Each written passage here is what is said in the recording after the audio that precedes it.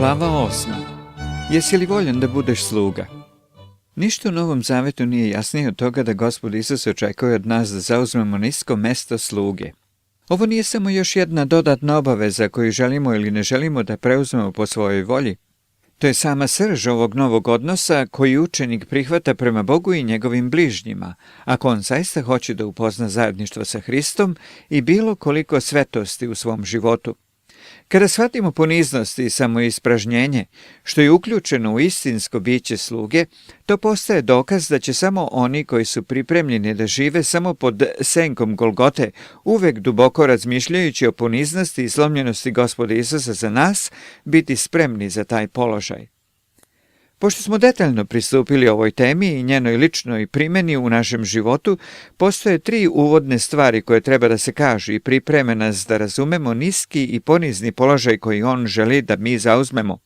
U Starom Zavetu su pomenute 2 vrste slugu. Postoje unajmljene sluge koje imaju zaradu, koja im se isplaćuje i koje imaju izvesna prava. Zatim postoje svojinske sluge ili robovi koji nemaju nikakvih prava, ne primaju nikakvu platu i nemaju pravo na žalbu. Jevrejima je bilo zabranjeno da ljude iz svoga naroda čine robovima. Jedino je bilo dozvoljeno da se mnogobožci uzimaju za takve robove. Međutim, kad dođemo do Novog Zaveta, reč za slugu Gospoda Isusa Hrista u grčkom nije unajmljeni sluga, već sluga rob, što ima za svrhu da pokaže da je naš položaj onaj gde mi nemamo nikakvih prava, ani pravo žalbe, gde smo apsolutno vlasništvo našeg gospodara, sa kojim on, kao gospodar, postupa i raspolaže po svojoj volji. Dalje, vidjet ćemo još jasnije kakav će naš položaj biti kada shvatimo da treba da budemo sluge robovi onoga koji je sam bio voljan da postane rob. Ništa ne pokazuje bolje predivnu poniznost Gospoda Isusa, čije sluge treba da budemo, od toga da iako je bio u obličju Božjem, nije smatrao privilegijom to što je jednak Bogu, već je lišio samoga sebe kada je uzeo obličje sluge, Filipljanima 2, 6 i 7. Bez prava, voljan da se s njime postupa prema očevoj volji i po odlukama zluradih ljudi, pa makar to bilo jedino čime je mogao da posluži ljudima da bi ih doveo nazad k Bogu. I ti i ja smo njegove sluge robovi, njega koji je bio i ostao sluga rob, čija odluka je uvek poniznost i čija je aktivnost da uvek svojom poniznošću služi svojim stvorenjima. Kakvog li uzvišenog uniženja? To je naš pravi položaj.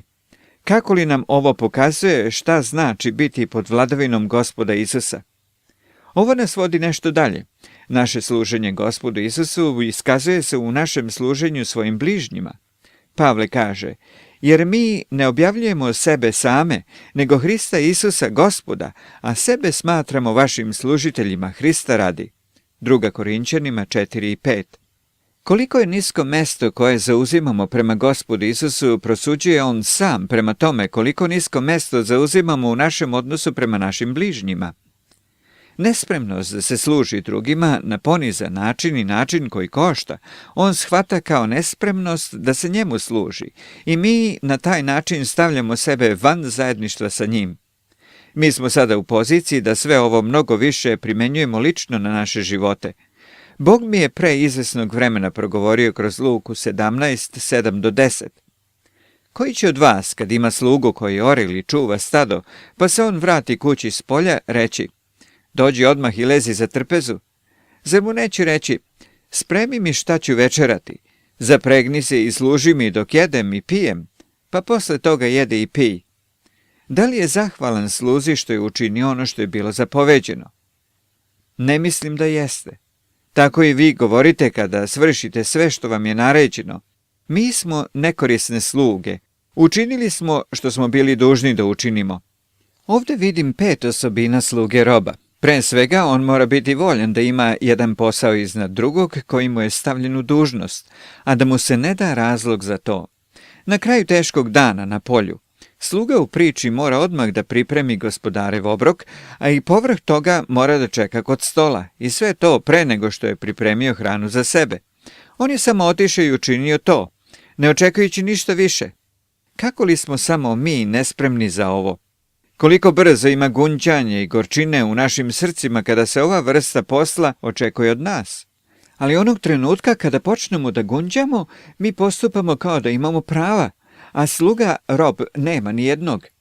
Drugo, u izvršavanju ovog on mora biti spreman da ne bude pohvaljen za to. Koliko često mi služimo drugima, ali samo sažaljivi kakvi samo jesmo u svojim srcima, kako se gorko žalimo da oni to uzimaju kao nešto što se podrazumeva samo po sebi, pa nam ni ne zahvaljuju za to. Ali sluga rob mora biti spreman za to. Unajmljene sluge mogu očekivati nešto, ali ne i sluge robovi. I treće, dok mora da čini sve ovo, on ne sme da optuži drugoga za sebičnost.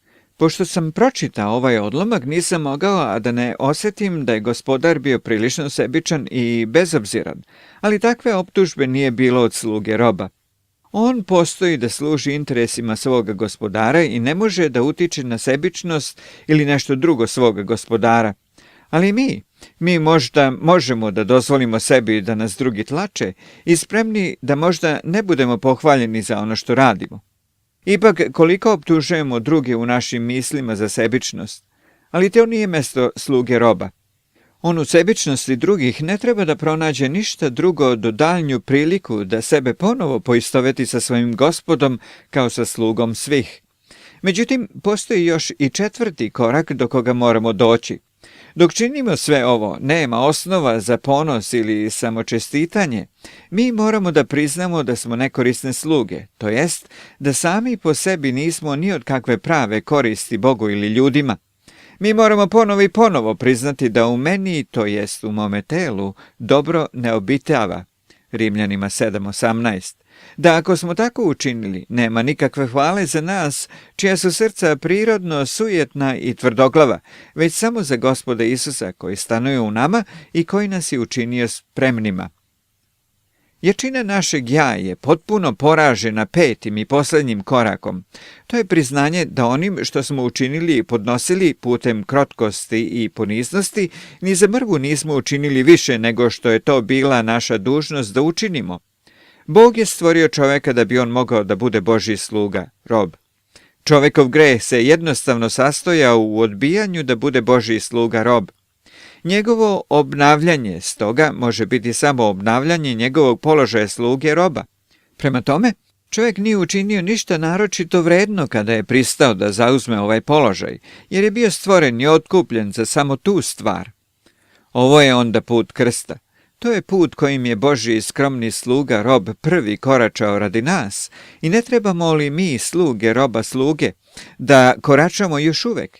Izgleda li težak i neprohodan ovaj put dole? Budite sigurni da je ovaj jedini put gore.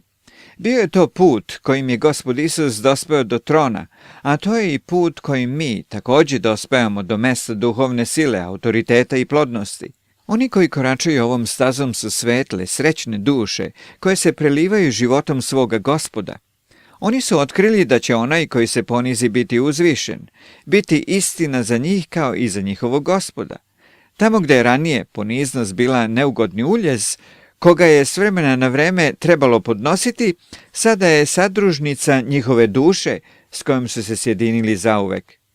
Ako tama i nemir uđu u njihovu dušu, to je jedino zbog toga što negde u nekoj stvari nisu bili voljni da sa njom hodaju putem krotkosti i slomljenosti. Ali ona je uvek spremna da ih vrati u svoje društvo, ako zatraže njeno lice u pokajanju. Ovo nas dovodi do opšte važnosti pitanja pokajanja. Mi nećemo ući u bogatiji život samim tim što odlučimo da ćemo biti ponizniji u budućnosti. Postoje stavovi i postupci koje smo već učinili, u kojima još uvek ustrajavamo, možda našom nespremnošću da ih se odreknemo i zbog kojih moramo da se pokajemo. Gospod Isus nije uzeo na sebe obličje sluge samo da bi nam dao primjer, već da bi mogao da umre baš za svaki od ovih greha na krstu, te da otvori izvor u svojoj dragocenoj krvi gdje će sve biti očišćeno. Međutim, ta krv se ne može primeniti na grehe našeg ponosnog srca sve dok ne budemo u pokajanju slomljeni nad onim što se već dogodilo i što već jesmo. Ovo će značiti dopuštanje Božjem svetlu da prođe kroz svaki deo našeg srca i uđe u svaki deo naših odnosa. To će značiti da ćemo morati da uvidimo da su gresi ponosa, koje će nam Bog pokazati, učinili neophodnim da Isus dođe sa nebesa i umre na krstu da bi bili oprošteni.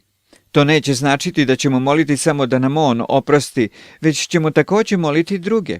To će biti prava poniznost. Ali pošto se provučemo kroz vrata slomljenih, stupit ćemo u svetlost i slavu puta, svetosti i poniznosti.